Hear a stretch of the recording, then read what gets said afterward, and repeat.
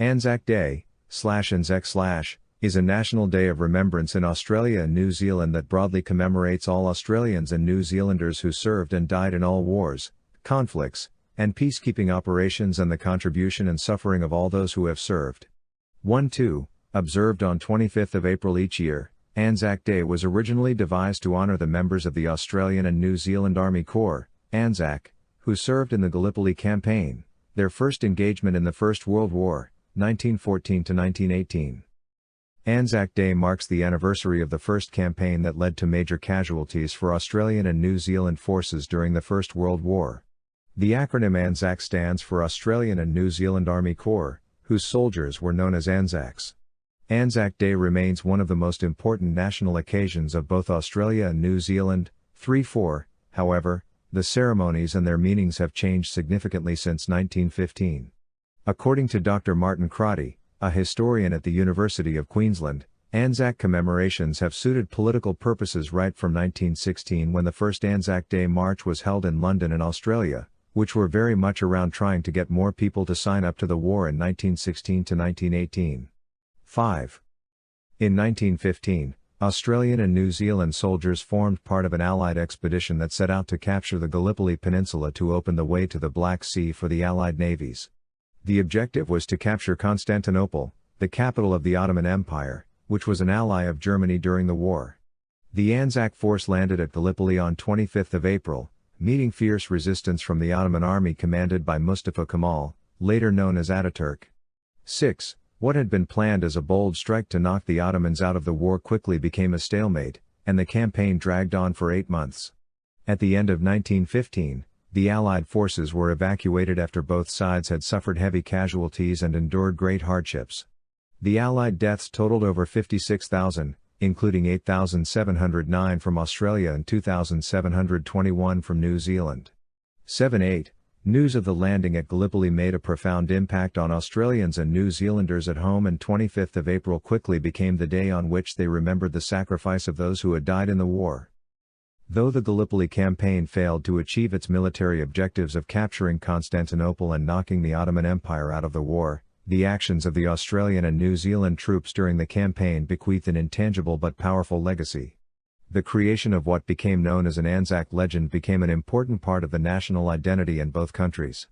This has shaped the way their citizens have viewed both their past and their understanding of the present.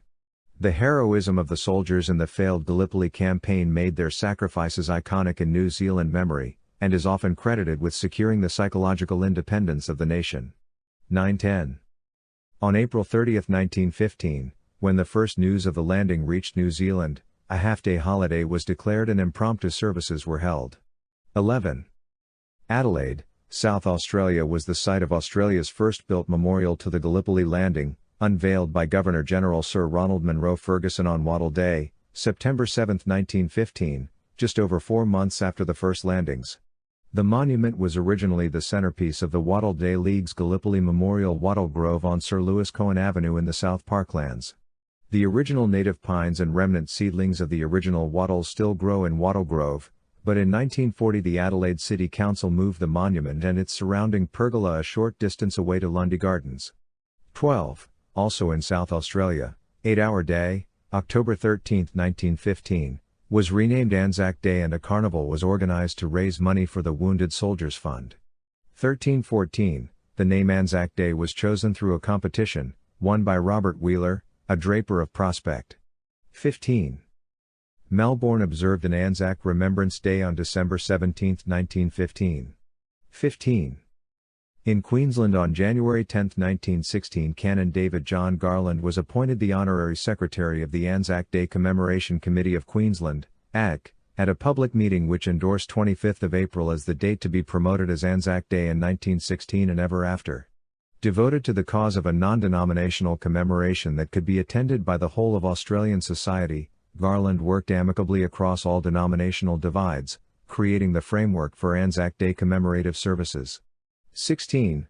Garland is specifically credited with initiating the Anzac Day March, the wreath-laying ceremonies at memorials and the special church services, the 2-minute silence, and the luncheon for returned soldiers. 17.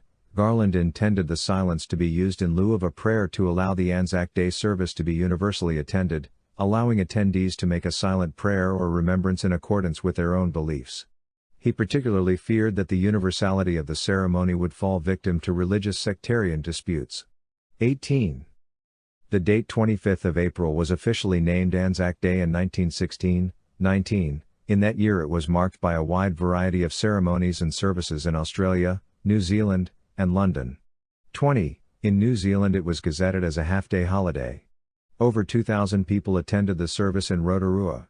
11. In London, over 2,000 Australian and New Zealand troops marched through the streets of the city. 21. An unnamed London newspaper reputedly dubbed them the Knights of Gallipoli. Marches were held all over Australia. Wounded soldiers from Gallipoli attended the Sydney March in convoys of cars, accompanied by nurses. 4. In Egypt, General John Monash paraded the troops on Anzac Day 1916. 22. For the remaining years of the war, Anzac Day was used as an occasion for patriotic rallies and recruiting campaigns, and marches of serving members of the AF were held in most cities. From 1916 onwards, in both Australia and New Zealand, Anzac memorials were held on or about 25th of April, mainly organised by returned servicemen and school children in cooperation with local authorities. 4. Early morning services were solemn, with a more upbeat tone set for honouring returned soldiers during afternoon activities. 5. Australian troops did not return to great victory parades at the end of the war.